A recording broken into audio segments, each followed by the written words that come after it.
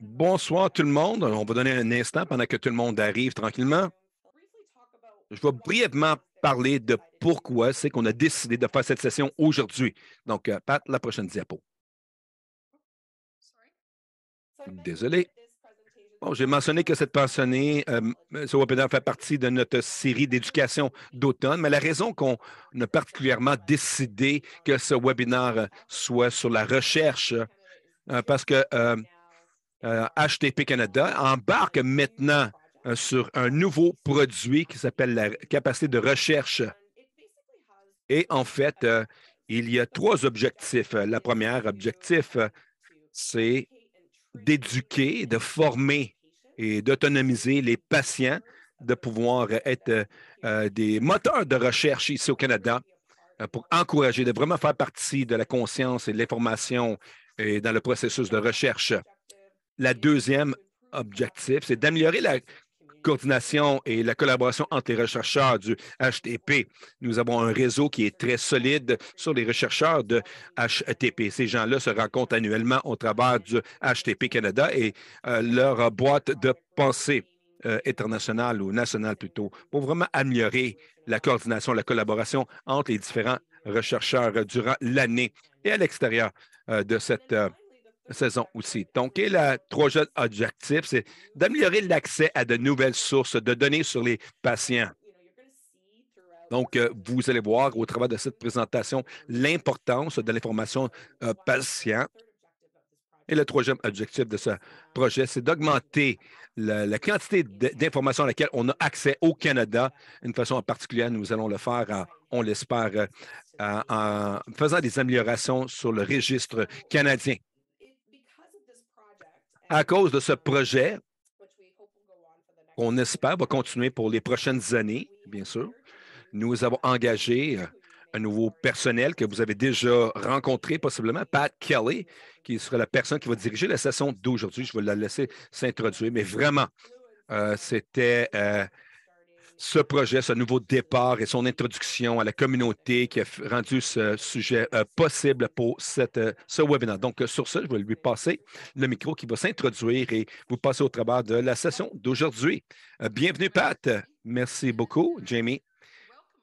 Et bienvenue à notre troisième webinaire dans la série. Et c'est vraiment mon premier webinaire ici avec HTP Canada. Et je dois dire que j'ai vraiment eu un beau bienvenue de Jamie et l'équipe. Et j'ai eu l'opportunité de rencontrer la communauté de HTP au Canada et au Facebook et les différentes sessions où j'étais à Toronto et à Londres, en Ontario. Et mon arrière-plan, en fait, est dans la défense de patients, de l'autonomisation des patients, surtout dans la communauté de cancer. J'étais diagnostiqué avec le cancer du sein lorsque j'ai commencé dans la recherche d'immunologie à McMaster. Donc, c'est les compétences que je crois que j'apporte à la table de mon expérience en tant que patient, qui a eu à lutter avec l'accès à l'information et les changements de politique et d'améliorer les contributions des patients pour la recherche. Donc, c'est vraiment magnifique d'être ici aujourd'hui.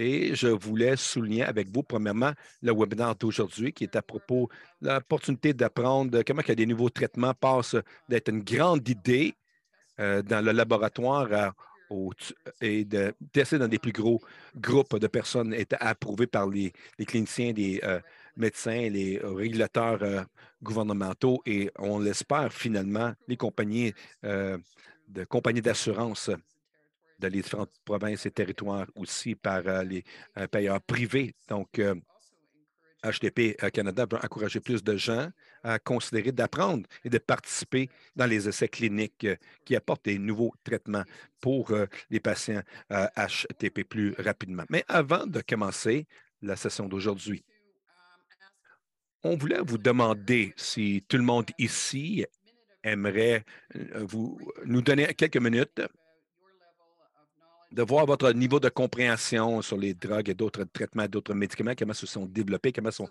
approuvés pour le financement. Donc, c'est un sondage anonyme et on va pousser ça de l'avant dans un instant. C'est un sondage qui va nous aider à comprendre si les webinaires que nous avons présentés sont vraiment en train de faire une différence en train de construire la compréhension pour nous aider à améliorer le matériel de ce webinaire. Donc, on vous vous demander de prendre le même sondage encore.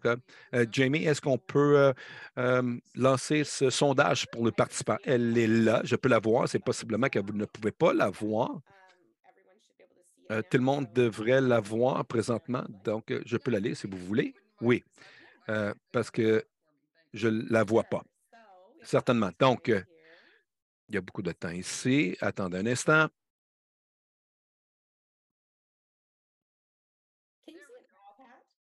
Voilà, vous devriez la voir maintenant. OK, allez-y. Donc, il y a 3 questions et on va vous demander comment de les répondre de la même façon. Bon, moyen ou mauvais sont les 3 réponses. Et la première question, comment évaluerez-vous votre niveau de compréhension actuel sur l'évaluation de la sécurité et de l'efficacité des nouveaux traitements ici au Canada? Et encore une fois, l'option bon, moyen ou mauvais. Et on commence à avoir des réponses déjà. Donc, la deuxième question maintenant, je vais aller à la prochaine. Comment évaluerez-vous votre niveau de compréhension actuel sur le financement public des nouveaux traitements au Canada? Quand on dit financé publiquement, couvert par le plan d'assurance provincial où vous vivez. Donc, bon, moyen ou mauvais. Et la dernière question, comment évaluerez-vous votre niveau de compréhension actuel sur le rôle que jouent les patients dans la mise au point des médicaments et dans le financement public? Encore une fois, les réponses bon, moyen ou mauvais.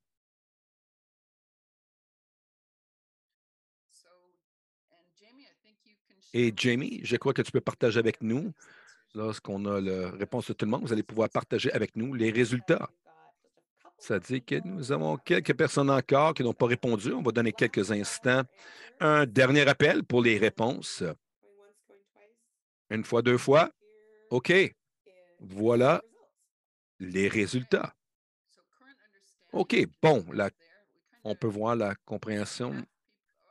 La moitié, à peu près 43 qui ont une mauvaise compréhension. Moyen, c'est 29 et bon, c'est 29. Et pour comment évaluerez-vous votre niveau de compréhension actuel sur le financement public au niveau des traitements?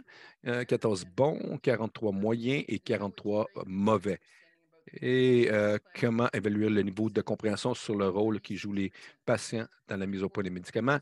21 bons, 36 moyens, 43 mauvais. Merci, Jamie. Je crois que je peux arrêter tout ça, n'est-ce pas? OK, c'est bon. Donc, pour que vous puissiez savoir, on va vous poser les mêmes questions à la toute fin pour voir si oui ou non il y a un changement.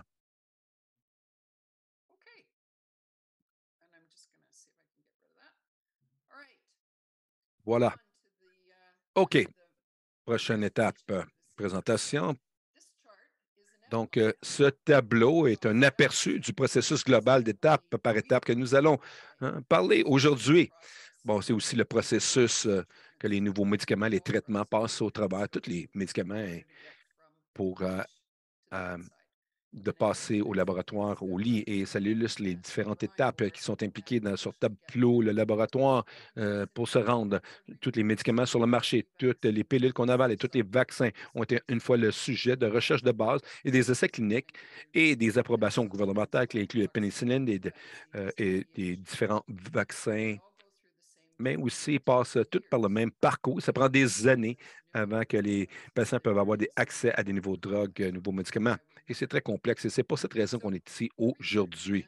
Donc, la recherche de laboratoire, c'est le début du processus et on aime appeler ça le, le ciel, les limites. C'est là que les grandes idées des chercheurs partout dans le monde, les scientifiques développent des idées d'innovation pour des meilleures façons de traiter les maladies. Certaines idées ne passent pas le plancher de plan parce qu'ils ne rencontrent pas les efficacités de sécurité. Mais plusieurs réussissent, et là où ça prend la deuxième étape des plans et les scientifiques prennent le pas d'amener quelque chose dans le laboratoire avec des études précliniques qui sont faites sur des individus ou sur des exemples de peau et des tests humains sur des animaux. Et lorsque cette idée a été identifiée et a pris ses pas de l'avant, mais avant d'être mise à l'épreuve chez les humains. Donc, on est fortuné maintenant. On va entendre un de nos jeunes chercheurs, Jan Groggs, qui était à Laval Université. Il est un de nos récipiendaires. Et on va entendre Jan. Bonjour tout le monde. Je suis PhD, étudiant au groupe pulmonaire Harper au Québec. C'est un plaisir d'être avec vous aujourd'hui pour ce webinaire et de partager notre travail ici au laboratoire dans cette courte vidéo. Mon domaine d'intérêt pendant que vous étiez, j'ai rencontré des parents, des enfants avec le PX. Donc, c'est pourquoi j'ai décidé de faire partie de ce grand défi d'aider les gens avec les problèmes pulmonaires. Donc, d'entendre ici dans les laboratoires, notre première partie, c'est d'identifier, exemple, les protéines qui sont surexprimées euh, en souffrant des patients de HTP dans les compartiments patients contrôlés. Pour cela, on peut utiliser l'analyse informatique où nous pouvons aussi vérifier la littérature sur le cancer parce que les cellules de l'HPT et les cellules cancéreuses partagent beaucoup de similitudes comme l'hyperprolifération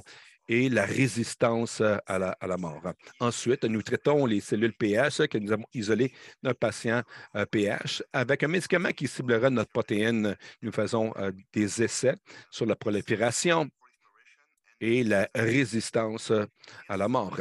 Si les résultats sont bons, nous allons tester notre médicament dans un modèle animal, pH, pour voir si nous sommes capables de diminuer la pression dans la verticale droite et dans le chagrin pulmonaire. Si oui, nous essaierons de comprendre notre médicament, comment elle travaille sur les cellules pH pour expliquer le mécanisme. Ça fait un grand plaisir de partager cela avec vous et je vous souhaite une bonne journée et un bon webinaire. Au revoir.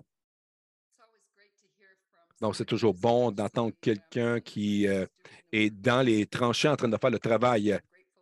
On est vraiment reconnaissant à Yann pour sa contribution à notre webinaire ce soir.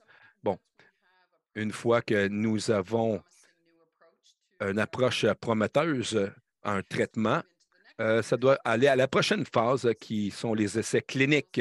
Et les essais cliniques sont des études qui sont faites sur les gens qui visent à évaluer médical les comportements chirurgicaux ou comportements euh, d'intervention. Ils sont le principal moyen par lequel les chercheurs vont savoir si un nouveau traitement ou un nouveau médicament ou un régime est efficace. Et souvent, les essais cliniques sont utilisés pour voir si le nouveau traitement est plus efficace ou a moins d'effets secondaires, par exemple, que les traitements standards. Et la façon dont les essais cliniques sont entrepris s'appelle randomiser, les essais randomisés.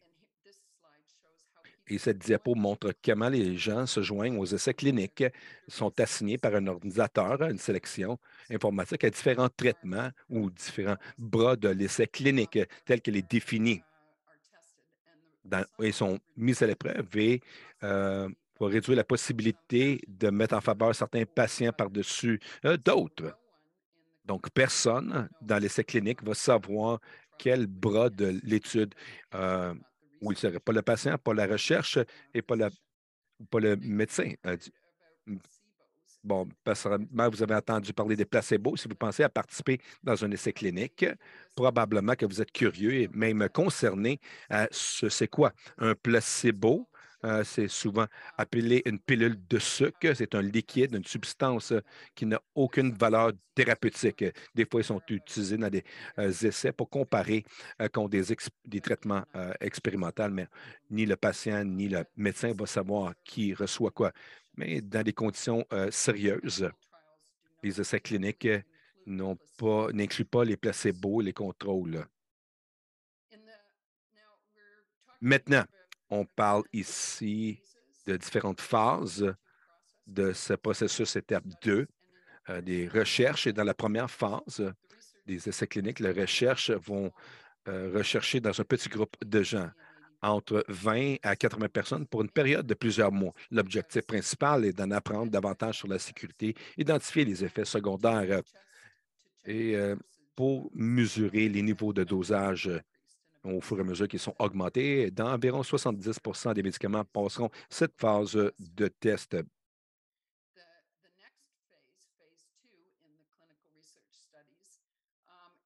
Phase 2 dans la clinique va voir les effets secondaires. Et habituellement, un plus grand groupe de personnes, disons de 100 à 300 personnes, vont recevoir le traitement pour davantage mettre à l'épreuve l'efficacité et la sécurité et les effets secondaires pendant 6 à 18 mois. Environ un tiers des médicaments expérimentaux termineront avec succès la phase 1 et 2 de l'essai clinique.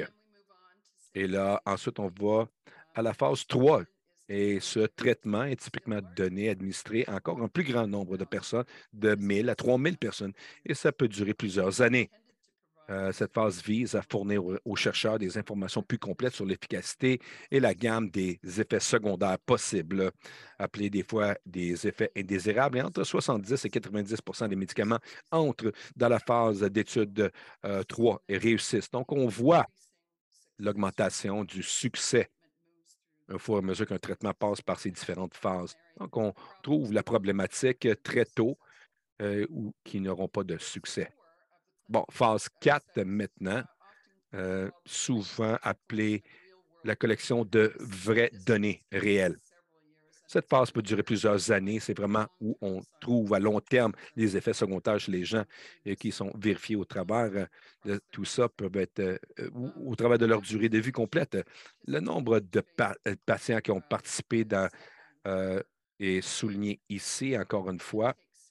Ça peut prendre plusieurs années avant que quelque chose de nouveau euh, rentre dans ses premières étapes. Ça peut prendre plusieurs années et plusieurs années lorsqu'elle passe de l'essai clinique. Donc, nous avons ici un autre présentateur, Dr. Steve Provencher, qui est le président de PHA Canada et il est aussi à l'Université de Laval au Québec. Mon nom, c'est Sepra Washman. Je suis de la Patrologue de Québec. C'est mon plaisir de passer quelques moments avec vous aujourd'hui, de parler des essais cliniques. En fait, des essais cliniques qui sont possiblement la plus stimulante partie de mon travail. Bien sûr, du point de vue du patient, vous pouvez vous demander si on devrait participer à un essai ou non, parce que ça passe du temps et nécessite des visites, des études fréquentes. Les patients sont exposés à des médicaments pour lesquels nous avons peu d'expérience en ce qui concerne les effets secondaires, la tolérance.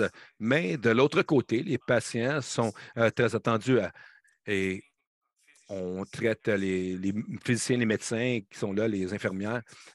Les patients ont également l'accès à de nouvelles thérapies qui peuvent être très efficaces, de sorte qu'elles peuvent avoir des traitements personnels, les avantages de la participation à l'essai. Surtout, la raison principale pour laquelle moi-même et d'autres médecins du Canada passons du temps et de l'énergie dans les essais cliniques, c'est la seule façon dont nous pouvons améliorer les choses pour les patients de HTP.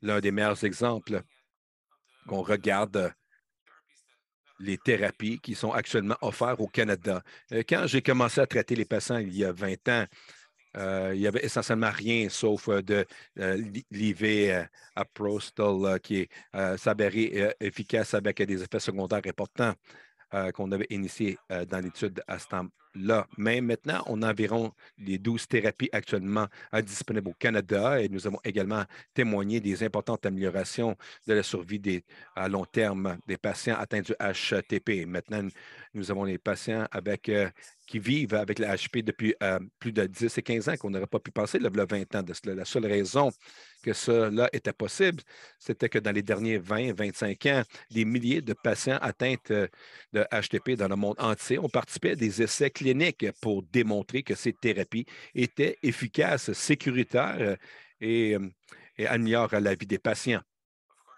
Bon, bien sûr, les choses ne sont pas parfaites maintenant. La survie à long terme doit encore être améliorée par vos symptômes et pour qu'il y ait de la place pour l'amélioration. Et la seule façon qu'on peut avoir cette amélioration, c'est par plus de recherche et d'autres essais cliniques. Bien sûr, la HTP n'est pas différent de d'autres maladies parce que les nouvelles thérapies doivent être prouvées, efficaces, avant qu'elles soient approuvées et remboursées. Mais l'HTP est associé avec un défi important, étant une maladie rare, et la plupart de ces essais nécessitent plusieurs centaines, voire des milliers de clients HTP, un patient. Et donc, il est évident que les patients doivent participer tous ensemble. Et je pense qu'il y a beaucoup plus d'avantages que d'inconvénients pour participer à des essais cliniques. Donc, je vous exhorte donc à demander à votre équipe médicale s'il y a des essais cliniques en cours de route dans votre centre et si vous êtes admissible. Et je suggère donc que vous envisagiez fortement de participer à ce processus. Donc, avec ça, je vous souhaite une très belle soirée. Au revoir. Donc, je crois qu'on a entendu un appel très clair pour la participation dans les essais cliniques de notre chercheur, Dr. Provencher. Et nous avons entendu les différents défis qu'il a soulignés ici. Les bienfaits d'avoir plusieurs des participants et surtout des participants sous les groupes sous-représentés tels que les femmes, les enfants, les minorités racialisées. Mais nous savons aussi que la conscience sociale est très basse et dans un sondage récent de la communauté HTP qui a été fait par HTP Canada, 46 des participants interrogés ont indiqué souhaiter participer à des essais cliniques et ne pas y avoir accès au. Bon, que je crois que, encore une fois, ça nous parle d'une des raisons pour lesquelles nous avons publié nos webinaires. Donc, quelles sont les raisons que les gens ne s'enrôlent pas dans les essais cliniques? Et encore une fois, quand on retourne à nos services, à nos sondages, les gens sont inquiets au sujet des risques qui n'ont pas été mis à l'épreuve ou peuvent vivre loin de centre de recherche. Les gens sont inquiets que la maladie va être empirée après avoir participé dans un essai. Ils sont inconfortables avec les possibilités de recevoir un placebo et ou inquiets de faire d'autres tests évasifs comme les cathéters. Donc, ce sont des préoccupations très sérieuses, bien sûr. Et on a cru que ce serait utile aussi d'entendre maintenant de quelqu'un qui a participé dans un essai clinique. Donc, on va entendre ici maintenant de Joanne Mainwood d'Ottawa. Bonjour, mon nom c'est John Mainwood. Je souffre de hypertension artérielle pulmonaire depuis 13 ans. Je vis à Ottawa. Je suis suivi par une excellente équipe à Ottawa, Heart Institute. Il y a quelques années, mon respirologiste Georges Chandier m'a offert l'occasion de participer sur un projet de ces cellules souches de saphir. L'étude comportait un processus qui s'appelle apheresis, qui prélève mon sang, l'envoie dans le laboratoire. Pendant que j'étais là, de façon magique, mes cellules sanguines sont devenues des cellules souches.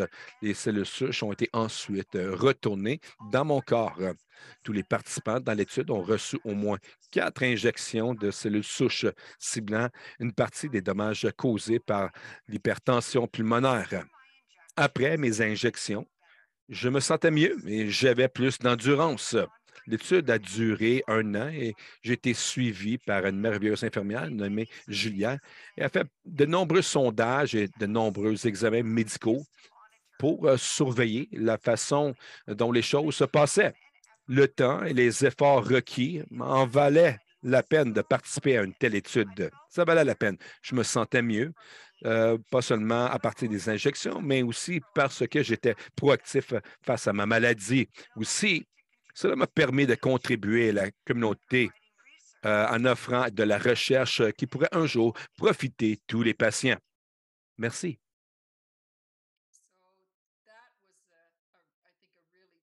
Donc, ça, je crois que c'était vraiment un témoignage très puissant sur comment Joanne et son expérience positive a été pour elle. Mais je crois que avant d'encourager qui que ce soit de considérer participer, je crois que le consentement compris, c'est un aspect, un point qu'on aimerait vraiment que vous puissiez considérer, que le consentement informé, de comprendre les procédures dans un essai clinique et comment ça commence, comment ça finit, avec quels tests, qui va suivre, qui va vous suivre, quand vous allez trouver les résultats. Et toutes ces choses-là font partie du consentement informé. Ça fait partie de nos droits en tant que patients. Et c'est une partie critique de les lignes maîtresses pour les essais cliniques. Ce que nous savons, peu importe votre motivation lorsque vous participez à un essai clinique, vous devenez un partenaire à la découverte scientifique et votre contribution peut aider les générations futures à mener une vie plus saine. Des percées médicales majeures ne pourraient se produire sans la générosité des patients aux essais cliniques jeunes et moins jeunes.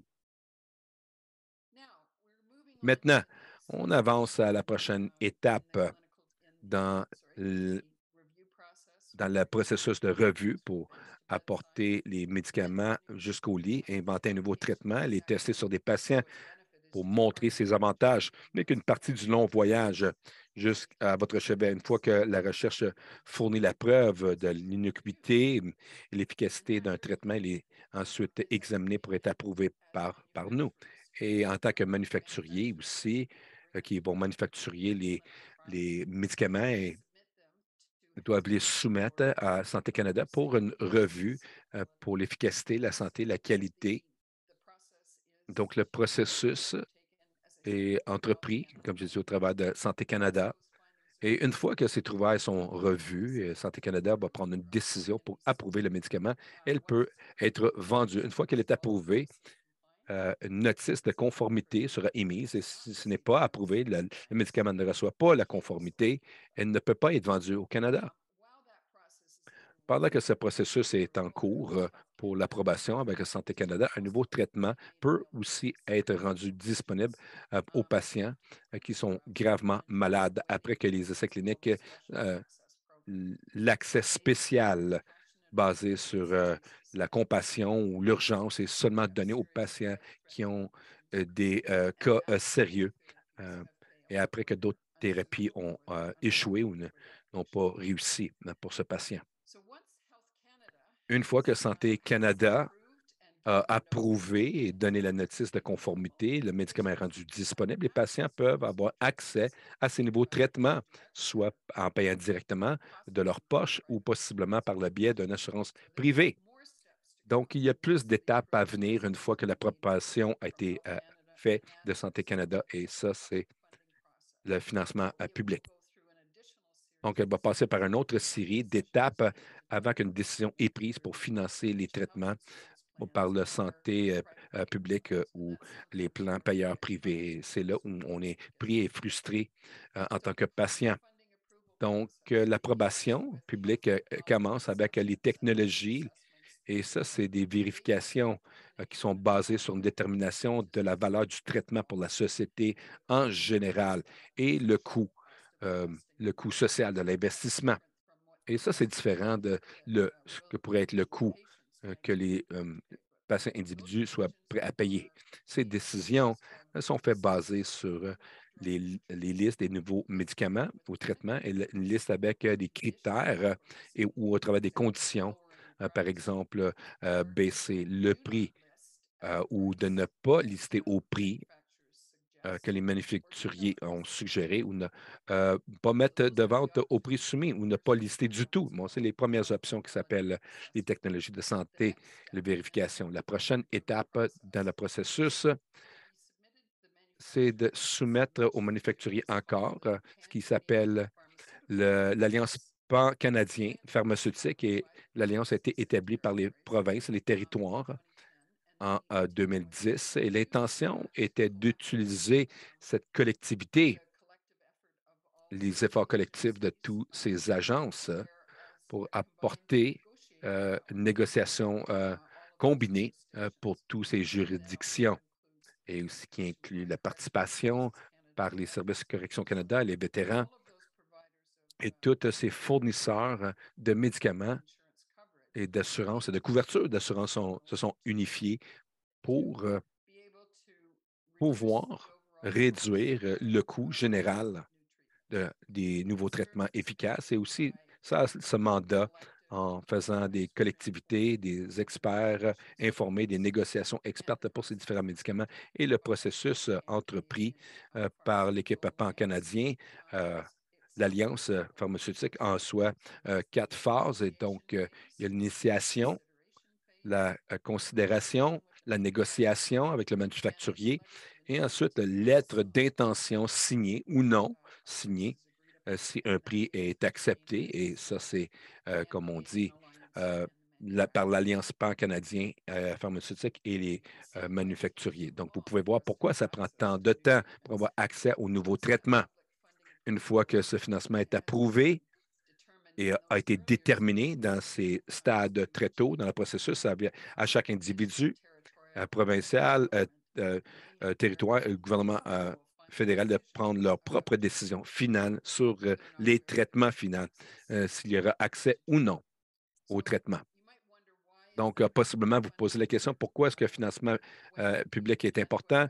Encore une fois, lorsqu'on vient à la communauté de HTP qui a été fait récemment, lorsque les participants ont été demandés quel genre de médicaments, la couverture qu'ils ont, vous pouvez voir que plus de 56 des répondants sont soit entièrement ou partiellement couverts par des régimes d'assurance publique financés par l'État. Donc, l'assurance joue un rôle significatif dans notre accès au traitement. Et je vais demander à Jamie maintenant d'embarquer ici et de passer au travers une étude de cas en particulier. Merci, Pat. Donc, on a cru que ce serait utile d'utiliser un exemple de la communauté HTP avec des nouvelles thérapies pour voir à quoi ça ressemble dans la vraie vie. Et donc, plusieurs d'entre vous ont se souvenir que le Travi Select PAG est arrivé au Canada. Donc, cette diapo fait le résumé des étapes qui ont été entreprises pour pouvoir arriver Uptravi, non seulement approuvé au Canada, mais remboursé au travers du Canada. Donc, premièrement, avec Uptravi est venu au marché au Canada en juin de 2015.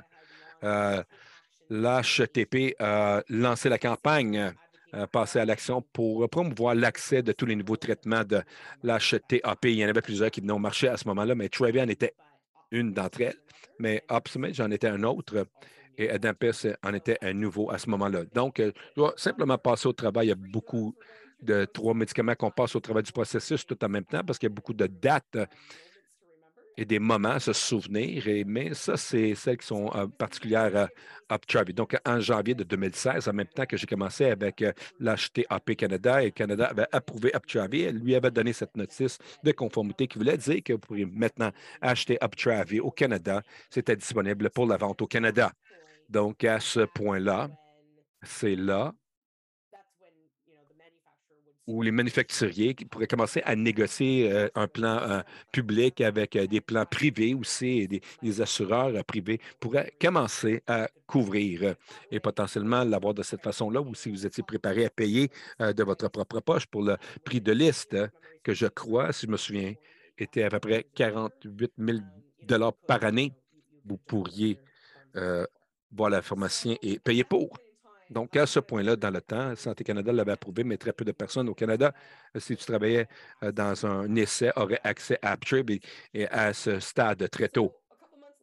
Donc, quelques mois plus tard, en avril de 2016, Cadet, l'agence qui fait la technologie, cette vérification que Pat a mentionnée, était en train de faire la revue de cette nouvelle thérapie. Et là, ce Cadet a fait cette vérification. Elle invite les commentaires de différentes parties prenantes, incluant les patients à l'ACMTS. Ils ont fait une soumission de preuves. On a trouvé notre propre preuve. On a parlé aux patients avec l'expérience. On a parlé à la communauté à peu près de leurs attentes pour cette nouvelle thérapie. Et on a mis toute cette information dans un rapport soumis à CADET ou à CMTS pour encourager en fait le financement de cette nouvelle thérapie qui, pour ceux qui ne sont pas familiers, était la toute première fois que nous allions avoir euh, une base de thérapie comme Modulin, qui était une thérapie orale plutôt qu'infusion.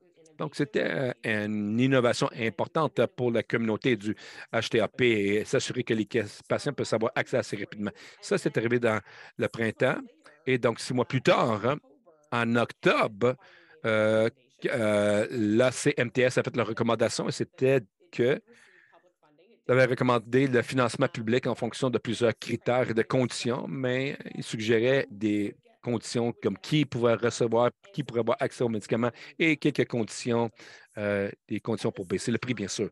Et en même temps, Inès, qui est une agence semblable au Québec, qui fait la technologie, la vérification de la technologie au Québec en particulier, ont décidé de ne pas recommander le financement public et le plan du Québec a décliné le financement. Donc, à ce point-ci, la campagne était en fonction, on faisait la défense à toutes ces thérapies au travers le pays. Et en mars 2017, qui était l'année, une année après avoir fait notre soumission à la CMTS, c'est à ce point-là que euh, le HTP attendait maintenant pour l'Alliance pan-canadienne de négocier un prix. Bon, on rappelle que Cadet avait dit oui, OK. La CMTS a dit que oui, ça devrait être financé, mais financé à un plus bas prix. Donc, cette recommandation va aux gens qui payent pour le médicament, le plan fédéral et au travers de cette alliance pan-canadien pharmaceutique, ils négocient en secret avec le manufacturier pour couper le prix. On ne peut jamais savoir c'est quoi ce prix. C'est complètement confidentiel. Donc, à ce point-là, on a rencontré l'APP pour faire la défense de pouvoir avoir accès au plan public. Et ensuite, finalement, en décembre de 2017, l'APP est arrivé à un prix d'entente avec le manufacturier. Bon, maintenant, vous pouvez voir qu'on est quasiment 2 années complètes depuis que Santé Canada a dit oui, ce médicament est efficace, est approuvé pour être vendu au Canada. Maintenant, 2 ans plus tard, où l'APP vient à un accord pour savoir c'est quoi le prix au Canada. Bon, à ce point-ci, comme Pat a dit, même si maintenant vous avez cet accord sur le prix, c'est encore à chaque individu, à chaque plan médical, chaque province, chaque territoire, chaque plan fédéral, de prendre ses propres décisions si oui ou non ils veulent faire un deal avec le manufacturier pour lister le médicament et avec le prix négocié. Donc, on doit continuer à prendre la défense, si on veut, à tous les niveaux, à toutes les provinces et territoires pour les encourager à le faire aussi vite que possible. Et nous avons d'autres médicaments qui passent par ce processus, qui ont été sur le marché plus longtemps. Donc, on était vraiment préoccupés de combien de temps ça a pris. On voulait vraiment voir cette nouvelle thérapie disponible aux patients, peu importe qu'il y avait un plan privé ou non. Donc, finalement, en mars 2018, jusqu'à 2 ans après, qui ont décliné le financement, le Québec est devenu la première province à s'inscrire le médicament sur la liste. Et ça, c'est en partie parce qu'à cause de la défense qui a été faite par nous et le HTPQ et nos partenaires au Canada et d'autres partenaires qui ont fait partie de cette campagne. En juin de cette année-là, 2018, on a vu Alberta, Saskatchewan et le Manitoba, l'Ontario et Terre-Neuve et le Labrador. Et finalement, à la fin de l'année, nous avons pu, à la prochaine diapo, euh, nous avons pu dire que le médicament avait maintenant été financé partout au travers de toutes les provinces. Donc, on n'a pas les territoires marqués ici, mais je suis sûr que les territoires aussi ont suivi. Il y avait très peu de patients HTP dans les territoires. Notre concentration était plutôt toute traitée du côté sud du nord de toute façon. Donc, on s'est concentré sur les provinces. Et donc, ma recommandation, en fait, on est arrivé à la fin de 2018 et la seule province qui n'avait pas encore euh, euh, était la Colombie-Britannique. Et on était préoccupés parce que Colombie-Britannique n'avait pas financé d'autres thérapies aussi. Et donc, on était prêts à faire un événement médiatique et on était prêts à planifier toutes sortes de choses. À la 11e heure, ils ont passé, ils ont accepté et ont pris la décision de financer le médicament. Et donc, on a dû canceller tous nos événements de défense Mais je sens vraiment que le travail de la communauté sur cette campagne que nous allons montrer dans un instant a vraiment fait une grande différence pour que ce médicament soit approuvé et dépasser la ligne d'arrivée. Il y a beaucoup d'étapes, c'est très complexe, oui, ça prend beaucoup de temps. Et lorsque les patients montrent leurs préoccupations, leurs buts, leurs préférences alentour de ces différentes choses, ça peut vraiment aider de prioriser cette décision lorsqu'elle compétitionne dans d'autres décisions que les gouvernements veulent prendre. Donc, avec cela en tête, maintenant, je vais inviter, donnez-moi un instant pour la mettre sur la tribune ici, mais nous allons inviter maintenant John Paul à se joindre à nous pour qu'elle puisse parler un peu du rôle que les patients jouent dans les campagnes comme celle-ci. Comme j'ai dit, ce n'est pas le premier médicament qu'on a pris la défense pour avoir accès publiquement dans les dernières années. Mais, donc, John, je t'invite maintenant à enlever la sourdine sur ton micro. Et si tu peux possiblement nous commenter, quel était le rôle des patients au travers de tout ça? On a parlé de la participation dans les... Mais le rôle des patients dans ce processus de revue. Merci, Jamie. Merci, Pat. Donc, je vais m'introduire. Mon nom, c'est John Pollan et je suis un soignant, défenseur. Ma fille a été diagnostiquée avec HTP en 2014. Comme Jamie mentionné, ils m'ont demandé de répondre à la question quel est le rôle des patients dans toutes les parties du développement du médicament, l'approbation et le financement. Et je me considère, même si je fais cette défense depuis 2014 maintenant, je me considère vraiment nouvelle l'approbation et les processus que Jamie et Pat ont vraiment souligné ici pour vous tous. Mais ce que j'ai appris au travers de la défense de tout ça, c'est que les patients, les histoires des patients, les voix ont toujours joué un rôle important à l'approbation et le financement. Donc, les histoires et la dimension humaine à une décision qui est généralement économiquement une calcul. Et ça s'avère que les conversations sur la douleur, la souffrance et le manque de traitement ont un impact sur la prise de décision. L'approbation de Uptravi est un cas semblable. Le médicament avait approuvé par Santé Canada, mais l'accès n'était pas garanti au travers du Canada. Donc, comme Jamie a mentionné, le HTP Canada a commencé une campagne de défense en partenariat avec Scleroderma Canada pour avoir les patients au travers le pays envoyer des pétitions signées à leur niveau fédéral et provincial, les politiciens, sur l'importance de cette thérapie orale à la communauté HTP. En plus de les soignants, les patients ont rencontré les preneurs de décision, ont parlé de leur expérience avec les infections, les cathéters bloqués, le temps passé de mélanger des médicaments et les hospitalisations de longue durée. Ils ont parlé de qualité de vie améliorée qu'ils s'attendaient de voir sur une thérapie orale. Et les patients n'ont pas encore sur les thérapies. On parlait de l'impact négatif qu'une transition aurait sur leur qualité de vie. Comme Jamie, ou plutôt a mentionné, c'était un processus très lent, mais Uptravi maintenant est disponible partout au Canada. Et je suis ici pour vous dire que la défense des patients fonctionne. Et cette défense, traditionnellement, a été le domaine où l'engagement des patients dans l'approbation des médicaments a eu le plus d'impact. Mais ce qui devient de plus en plus direct de mon côté, le parcours de défense, c'est le rôle important des patients, l'engagement des patients et les données dans la recherche et le développement dans les différents stages. Les patients, les soignants, les défenseurs peuvent littéralement maintenant s'impliquer dans pratiquement tous les stages du processus soulignés dans ce webinaire. Pourquoi le changement? Parce que les chercheurs, les manufacturiers et les agences de réglementation réalisent que les patients comprennent plus de leur maladie que d'autres patients. Vous êtes les experts dans votre maladie parce qu'il y en a tellement peu d'entre vous avec cette maladie. Vous gérez les symptômes à tous les jours, les effets secondaires et les émotions de montagne russe. Votre docteur en connaît beaucoup sur la maladie du point de vue clinique, mais vous avez ce qu'on appelle l'expérience de vie. Et avec les maladies rares, l'expérience de vie et ce qu'on réfère comme la preuve du vrai monde va être utilisée pour soutenir non seulement les approbations, mais la direction de recherche et les essais cliniques, comme ont toujours été discutés.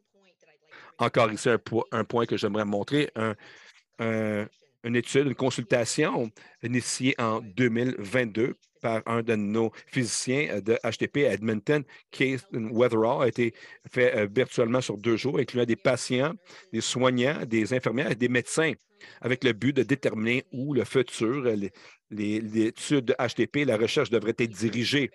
Le sondage a démontré qu'il y avait une grande liste de possibilités d'initiatives qui étaient en ligne et la clé composantes, c'était les patients. Les consultations seront disponibles à une date ultérieure.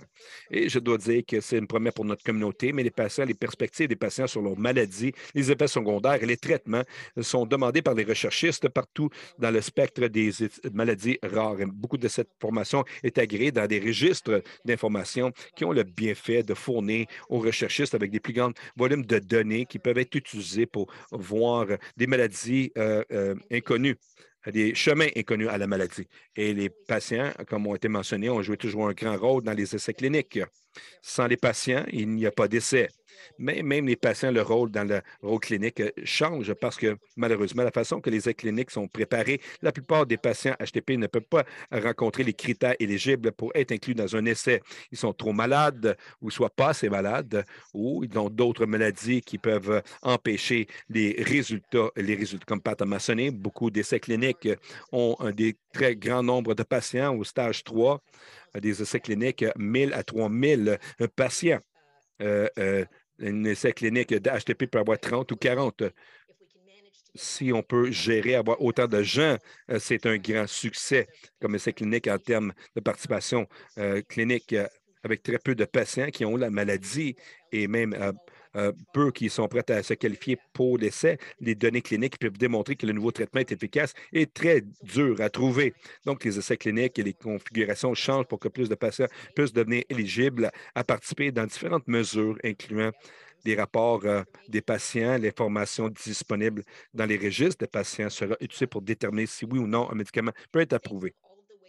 Pense à toutes les façons au travers du cycle de le médicament que votre voix, votre expérience de vie et votre donnée peuvent faire une différence. Votre implication peut être passive, comme assurer que votre donnée est disponible dans notre registre ou une biobanque en complétant des sondages comme le sondage HTP ou Dr. Weatherall, ces sondages de priorité ou d'envoyer des pétitions au niveau provincial et fédéral et territoire, les différents politiciens pour soutenir l'approbation et accès égal à tous les médicaments approuvés, peu importe où vous vivez au Canada. Et pour les patients, les soignants qui ont le temps, l'énergie, considérez ça dans votre pour améliorer la conscience de l'HTP, pour avoir accès aux nouveaux médicaments et de considérer devenir un ambassadeur HTP, d'amener l'amélioration de la maladie chez les patients dans votre communauté et la prise de décision. Merci.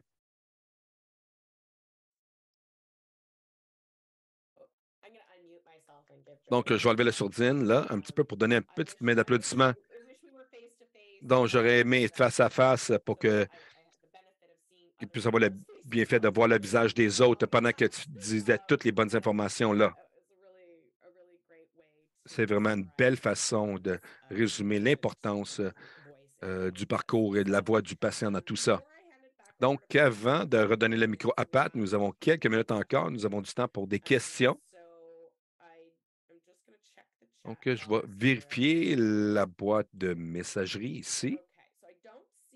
Donc, je ne vois pas d'autres questions particulières dans le clavardage ou dans la boîte Q&A ou questions-réponses en français. Donc, John, une des choses que tu as mentionnées, c'est la preuve dans le vrai monde. Et Pat, on a mentionné ça aussi lorsque tu parlais des différentes phases, particulièrement dans cette étape au travers des essais cliniques, où nous avons l'étape 1, phase 2, phase 3. C'est les différentes étapes qu'on est familier lorsqu'on pense aux essais cliniques. Et ensuite, on pensait que phase 3 était la fin de tout ça. C'était là où les gens, les médicaments étaient approuvés ou non, étaient payés ou non.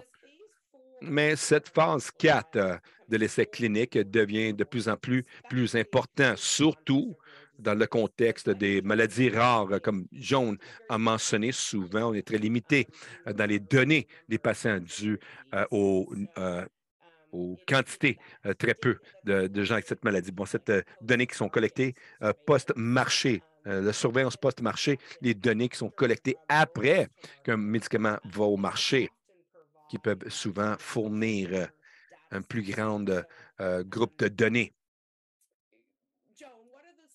John, quelles sont les façons que vous anticipez les vraies données dans le monde pour faire avancer le traitement de l'HTP? Bon, je crois que, comme tu as dit, le post-marché, l'évaluation post-marché. En fait, la réalité, ce qui arrive avec les maladies rares, les effets dans les cliniques, les essais cliniques, souvent, ils ne sont pas approuvés parce que les prises de décision, les technologies, les organisations de vérification scientifique disent qu'on n'a pas assez d'informations, il n'y a pas assez de certitude avec l'information que vous nous avez fournie que, que ce médicament que vous demandez de l'approbation va faire ce qu'elle dit qu'elle va faire. Donc, la réalité, et c'est ce que je veux dire quand on parle de changer les directions ou les essais cliniques, de changer la façon dont sont conduits. Pour les maladies graves, ça va être plus important que l'approbation post-approbation des médicaments que nous regardons comme dans une communauté de maladies rares, c'est des médicaments approuvés avec des certitudes, avec les régulateurs qui comprennent qu'il va y avoir de l'incertitude dans l'information qu'ils ont reçue, mais que parce que les manufacturiers sont, je dirais, insistants ou comprennent ou sentent que le médicament va vraiment produire des bienfaits qu'elle promettent à long terme. En fait, c'est l'idée, c'est d'avoir accès aux patients autant que possible à ces nouveaux médicaments, mais aussi de s'assurer que quand on paie pour des drogues, qu'en fait, qu'ils vont faire ce qu'ils disent qu'ils vont faire. Donc, ce qui arrive, il y a d'autres informations additionnelles qui sera sera trouvée sur des patients après qu'ils ont été sur la drogue au travers des prochaines années et les différents corps vont faire la revue de l'information continue qui est fournie même après l'essai clinique a été fait pour qu'ils puissent décider ou déterminer si oui ou non la drogue fait exactement ce qu'elle dit qu'elle était première à faire et conçue pour faire. Donc, ces conditions, ces critères que nous voyons appliquer à ce processus de réglementation va changer dans le cours du temps, peut impliquer ou répondre à ces données dans le futur à un certain point dans le temps. Encore une fois, c'est la clé. C'est pourquoi on a des registres de patients, le plus d'informations qu'on a de disponibles pour des prises de décision.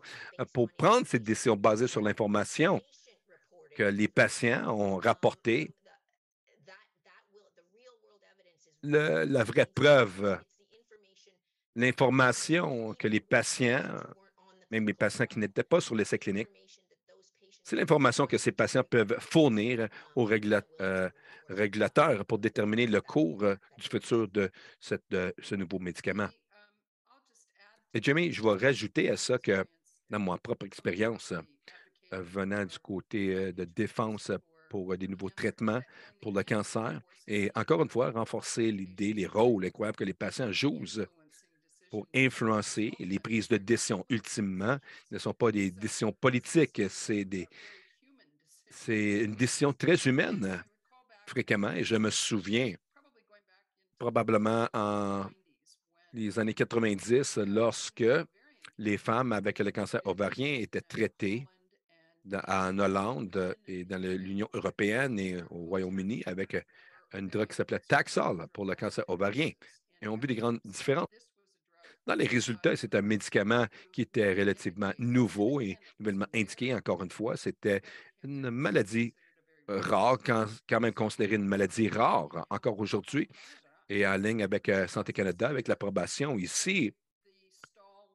Ils ont la pause du gouvernement, c'est qu'il n'y avait pas assez de preuves et donc on a porté de l'avant en tant que défenseur la preuve qui avait été considérée suffisante dans d'autres juridictions semblables, les pays du G7, et ont eu du succès à avoir le tout approuvé. Et je me souvenais de cette histoire parce que 20 ans plus tard, j'ai été diagnostiqué moi-même avec le cancer ovarien et j'ai passé au travers d'un traitement qui incluait Taxol. Donc, on ne sait jamais, en tant que défenseur, qui va bénéficier du travail que vous faites pour prendre la dépense au nom des patients avec des maladies rares. Et vous ne savez jamais si les contributions que vous faites au participer dans les essais cliniques auront un impact sur votre vie ou celle d'un autre. Donc, c'était fabuleux de t'entendre, John. Merci beaucoup. Je me demande, est-ce qu'il y a d'autres questions? Oui, nous avons des questions. En fait, nous avons quelques questions. Merci pour débuter le tout. Donc, la première question vient de Jazz. C'est comme une question assez simple à poser, mais beaucoup plus difficile à répondre. Pourquoi est-ce que les médicaments de HTP sont si dispendieux? Bon, est-ce que vous voulez vous attaquer à ça? Ou je peux faire un commentaire aussi? Bon, je peux commencer, John nous dit. Bon, vas-y, Pat. Une partie de la réponse, c'est que la seule indication pour un médicament est dans le HTP, cette communauté de patients est très, très petit. Vous pouvez voir que l'investissement qu'une compagnie manufacturière pharmaceutique doit faire pour apporter un médicament au marché, vont-ils avoir un retour sur leur investissement? Et la question, donc je vais laisser John de continuer. Non, ça, c'était ma réponse aussi.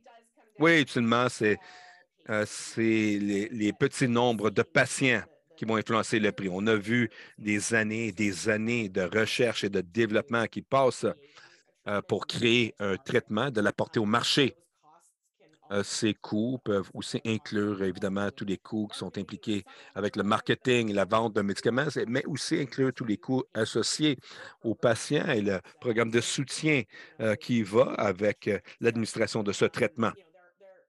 Donc, ce n'est pas aussi direct de combien ça a coûté pour l'essai clinique et c'est plus complexe que cela. Mais effectivement, on est dans un système où les compagnies travaillent pour récupérer leur investissement et de faire un profit pour pouvoir continuer à faire affaire. Et avec nos calculs de patients étant seulement petits, les médicaments vont toujours être plus dispendieux que d'autres médicaments plus communs. L'autre chose à garder en tête aussi, on parle de médecine personnalisée. Médecine personnalisée, vous allez entendre ce terme, l'idée que le plus qu'on apprend à propos de les causes d'une maladie, incluant le l'HTP, et les plus ciblés de nos traitements deviennent, à moins de personnes qui sont traitées avec ce traitement particulier. Donc, on peut éventuellement arriver au point où nous avons les thérapies gènes ou des thérapies qui sont ciblées directement, particulièrement des causes du HTP. Maintenant, vous avez le patient, les nombres diminuent encore plus, un plus petit nombre de la rareté, pas seulement de HTP, mais les sous-types de HTP. Et ça va être vrai dans d'autres maladies, incluant la diabète, l'arthrite et le cancer et les cancers. Oui, ça devient de plus en plus le cas dans toutes les maladies lorsqu'on apprend plus sur les causes de ces différentes maladies. Et donc, un des préoccupations que vous allez entendre exprimées par les plans de médicaments, c'est comment ils vont pouvoir se permettre tous ces traitements dispendieux qui vont cibler une très petite population de patients. Ce serait un webinaire pour un autre jour, mais c'est un sujet continu en arrière-scène ici à HTP Canada. Donc, merci, Jazz, pour la question. Maintenant, je vais aller. La prochaine question de Jane. Elle demande, bon, il semble que certains essais cliniques soient bloqués, qu'ils ne puissent pas avancer parce que personne ou peu de personnes répondent aux critères de l'étude, trop bien portant ou trop malade ou trop loin utilisé ou euh, ils ne peuvent pas marcher assez loin, et ainsi de suite, qui ont besoin d'assistance. La question, c'est comment pouvons-nous, en tant que patients, pouvons aider à faire avancer ces études? Pat, est-ce que tu peux commencer? Bon, je crois que, pas que je ne peux pas donner une réponse complète, mais je pourrais dire qu'aujourd'hui, dans la Lancet, il y avait un article qui était publié, et possiblement, vous savez que l'investigateur Jason Weatherall, et le titre de son article est le terrain de l'HTP, les essais cliniques. Et ce que cet article souligne, et Jason est bien soutenu avec ses collègues. C'est vraiment un journal prestigieux. Donc, félicitations sont en ordre. Mais ce qu'il dit, L'argument ici, c'est que nous avons besoin de changer la façon dont les stratégies pour les innovations, les alternatives doivent avancer et des essais novateurs et les points de fin. Plus simplement regarder les points de finition. J'essaie de penser, bon, par exemple, l'essai de 6 minutes, la marche de 6 minutes, par exemple. On doit arriver avec des meilleures fins, des meilleurs points cliniques et des effets novateurs comme solution potentielle qui peuvent améliorer l'efficacité d'autres essais HTP tout en maintenant le bien-être et des bonnes preuves. Donc, c'est l'appel au changement pour que nous puissions non avoir à compter sur les essais randomisés qui exigent des milliers de patients. Oui, c'est une bonne réponse et ça revient à ces objectifs pour la capacité de recherche et les projets ici à HTP Canada que nous cherchons à soutenir la communauté de recherche pour avancer dans cette direction qui inclut de s'assurer que les patients sont prêts et capables de participer dans la prise de décision, aider à concevoir ces essais, aider à arriver avec ces nouveaux points de fin, la participation dans les projets comme les partenariats de prioritisation et le docteur protégé qui euh, plusieurs ont participé ici de regarder au point de fin quels sont les points pertinents avec le HTP, ceux qu'on utilise communément, même celles que les patients pensent qui sont importantes. Je crois que c'est les choses qui arrivent présentement et je crois qu'on l'espère que dans les cliniques et au travers de HTP Canada, il y aurait de plus en plus d'opportunités pour prendre la défense de ces changements que nous avons besoin d'avoir pour pouvoir avoir plus d'informations robustes et en particulier d'assurer que les traitements qui sont développés sont en fait en train de rencontrer les besoins des patients. On sait que de notre point de vue dans notre communauté, que différentes proportions, 70 et plus de gens croient qu'il doit y avoir de meilleurs traitements qui sont disponibles. On veut s'assurer que ces nouveaux traitements sont en fait en train de rencontrer les vrais éléments des gens qui sont affectés avec le HTTP. Et si je peux rajouter une chose, John nous dit, euh, ce que les patients peuvent faire maintenant, parce qu'on doit attendre pour les chercheurs et les essais cliniques pour être des essais adaptifs. Mais en termes de ce que les patients peuvent faire, c'est demander votre équipe médicale, y a-t-il des essais cliniques où je suis éligible? Et si la réponse est non, je demanderai pourquoi pas?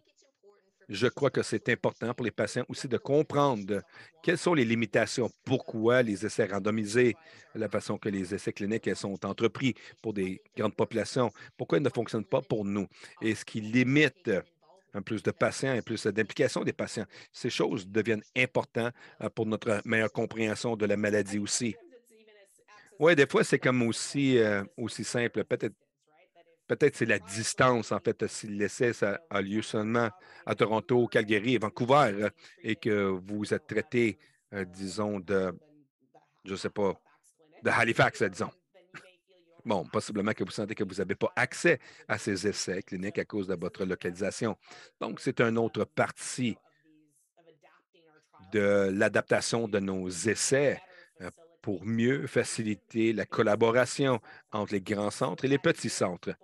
Donc, pour que plus de gens puissent participer aux essais et décentraliser les essais pour que pas tout ça doit arriver dans un grand centre. On peut avoir des patients qui participent dans les petits centres au travers du Canada. Je crois que la santé euh, télénumérique va faciliter le tout aussi et faire partie d'un essai veut vouloir dire beaucoup de tests. Et si voyager à la clinique, c'est déjà un fardeau. Donc, ça va créer un défi. Mais s'il y a des façons que vous pouvez participer, du moins une partie du temps, ça devrait être une chose qu'on devrait considérer. Bon, maintenant, on va devoir terminer rapidement. Joanne, je vais répondre à ta question directement par écrit parce qu'on a dépassé le temps. Nos interprètes ont besoin de terminer. Donc, Joanne, je vais répondre à ta question directement euh, pendant que j'ai Pat qui va fermer le tout pour nous. Avant de terminer, ça a été Vraiment une très belle session. C'est la première fois que j'ai participé en tant que présentatrice, mais ça a été une belle discussion, bien appréciée d'entendre de ceux qui étaient sur vidéo. Maintenant, avant de terminer, on veut vous poser les mêmes questions avec lesquelles on avait commencé pour voir si on a eu des changements de résultats suite à notre présentation d'aujourd'hui. Donc, je vais répéter les trois comment. Comment évaluerez-vous votre niveau de compréhension actuel sur l'évaluation de la sécurité et de l'efficacité des nouveaux traitements? Bon, moyen ou mauvais? Et ensuite, à la deuxième question, comment évaluerez-vous votre niveau de compréhension actuel sur les financements publics des nouveaux traitements au Canada? Bon, moyen ou mauvais? Et la troisième, comment évaluerez-vous le niveau de compréhension actuel sur le rôle que jouent les patients dans la mise au point des médicaments et le financement public? Bon, moyen ou mauvais? On va vous donner maintenant un instant pour que tout le monde puisse compléter le sondage.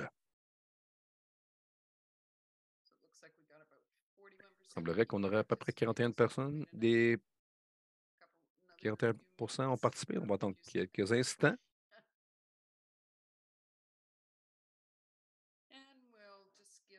et on va donner dernier appel sur le sondage.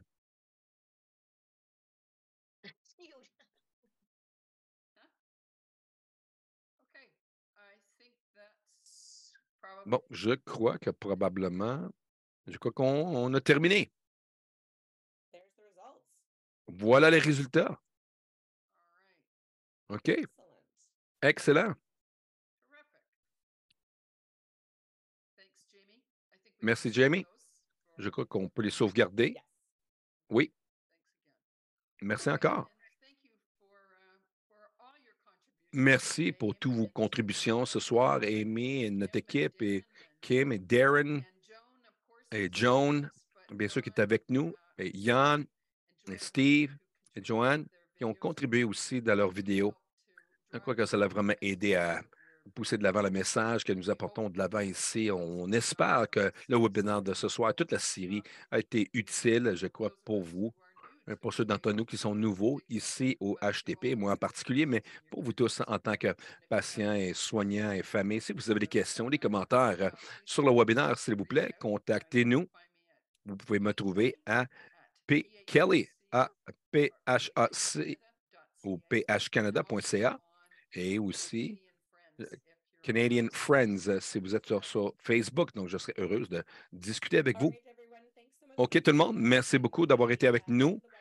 Lorsqu'on va finir le webinaire, vous allez avoir une petite évaluation et prendre un moment pour le remplir pour nous, que nous puissions continuer à vous offrir des meilleures présentations au fur et à mesure que le temps avance. On vérifie le chat encore une dernière fois. Je ne vois pas d'autres questions. Merci encore tout le monde d'avoir participé, d'avoir été avec nous aujourd'hui et vérifier l'enregistrement lorsqu'elle est publiée en ligne. On se voit à très bientôt. Le 14 décembre, s'il vous plaît, inscrivez-vous. Vous pouvez faire des biscuits avec nous. Merci tout le monde. Belle soirée. Si vous êtes